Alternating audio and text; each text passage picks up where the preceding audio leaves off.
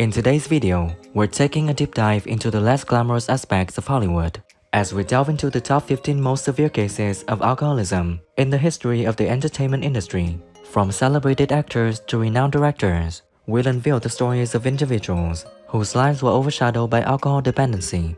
Come along on this enlightening expedition as we shed light on the harsh truths about fame, addiction, and the heavy toll it exacts on even the most illustrious stars. Remember to show your support by liking, subscribing, and hitting that bell to stay updated on more captivating content from the world of entertainment. Heath Ledger, 1979 to 2008, a Western Australian. He had the potential to surpass Sam Worthington and Judy Davis as the biggest movie star to come out of Perth.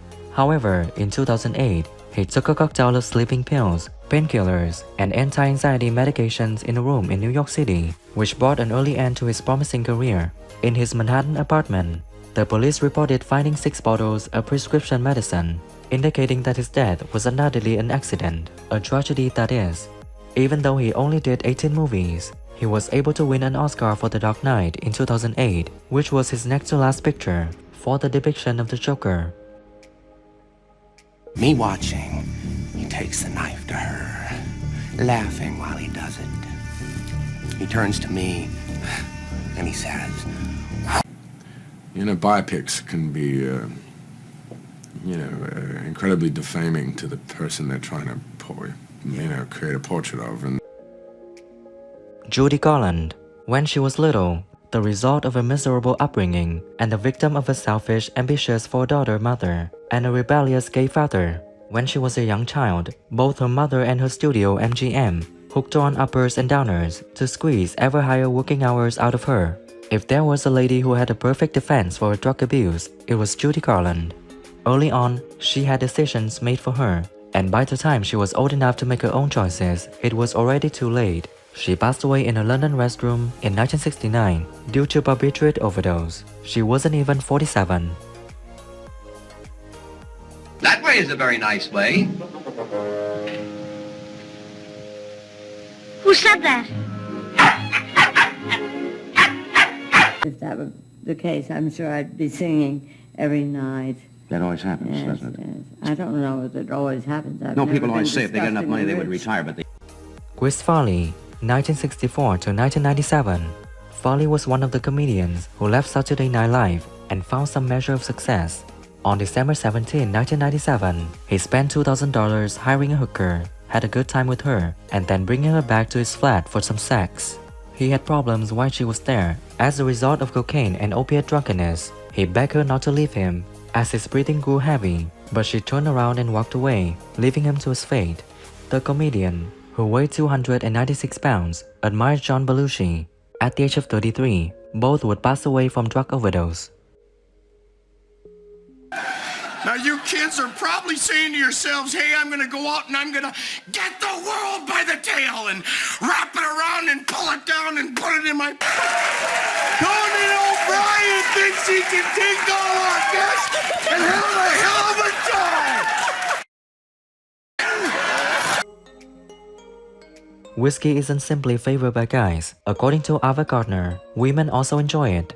Ava Gardner was among the hippest women who sipped whiskey in the 1940s, 50s, and 60s. She was a well-known Hollywood actress. She was able to obtain several leading parts in films, including The Hucksters, Showboat, and On the Beach because of her stunning beauty and impeccable sense of style. Ava enjoyed drinking, and it's been said that she once expressed her desire to pass away holding a glass of whiskey. Is he going to be here long? Well, I don't know. Perhaps a week or two. Excuse me, I'll Miss see if he's Gardner. sure. Could the Yes. boys get one more shot of you coming out the door, Oh, please? sure. Okay, fella. Honestly, isn't all this stuff enough? You can't afford mistakes. I'll take that under advisement. Coffee? Well, I'll try to be nice to her. Nobody is cooler than Old Blue Eyes, according to Frank Sinatra. Throughout the 20th century, Frank Sinatra, a renowned performer and actor, enjoyed enormous fame. The iconic songs New York, New York, My Way, and Fly Me to the Moon are just a few of his numerous musical classics. He has a reputation for having an excellent sense of style. Always looking dapper, he frequently wore pinstripe suits that were expertly fitted or tuxedos that were designed just for him. one of the coolest guys of the 20th century, he was distinguished by his debonair looks and silky smooth voice. Jack Daniel's Tennessee whiskey was a favorite and frequently sipped by Frank. Even a special bottle, dubbed Sinatra Select, was made available by Jack Daniels in his honor.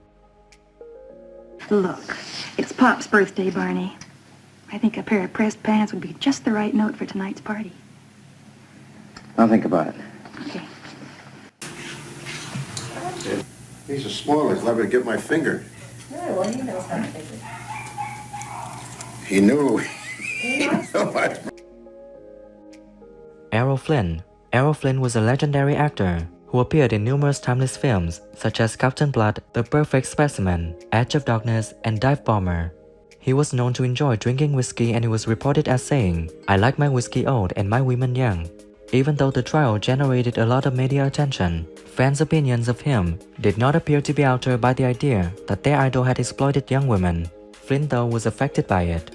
As stated in You Must Remember This, Flynn's already excessive drinking increased as a result of the stress. He quickly started using narcotics as well. Flynn routinely slipped morphine into the vitamin shots he took, which were frequently seen. And I'll say one for you.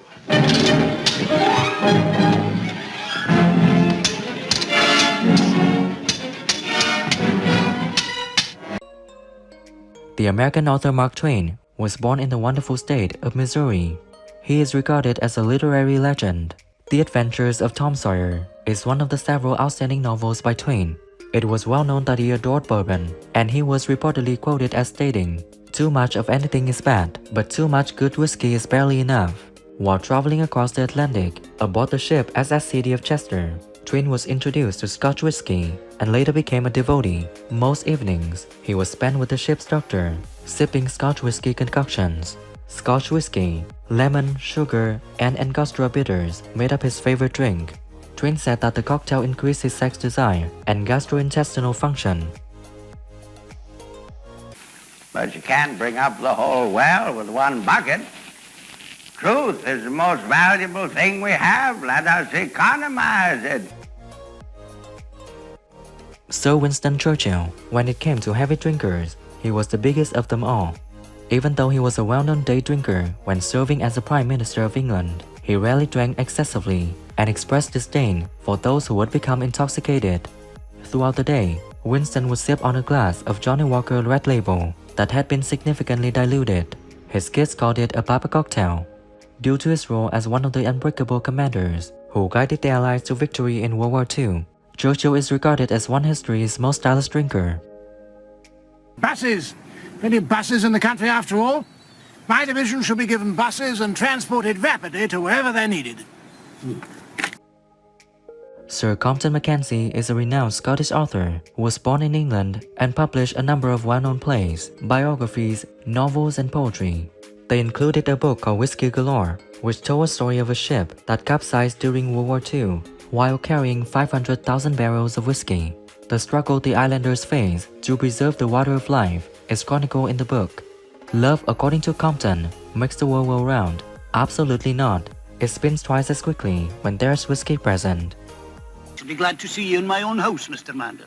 Come you in any time and take a dram with me, please. Take his hospitality, Mr. Mander, but remember what old Virgil said. I fear the Greeks when bringing gifts. The Tonight Show starring Johnny Carson, which Johnny Carson hosted, is what made him famous. He had a long career in show business and was a comedian and actor with extraordinary skill. He is regarded as funny, fashionable, and intelligent.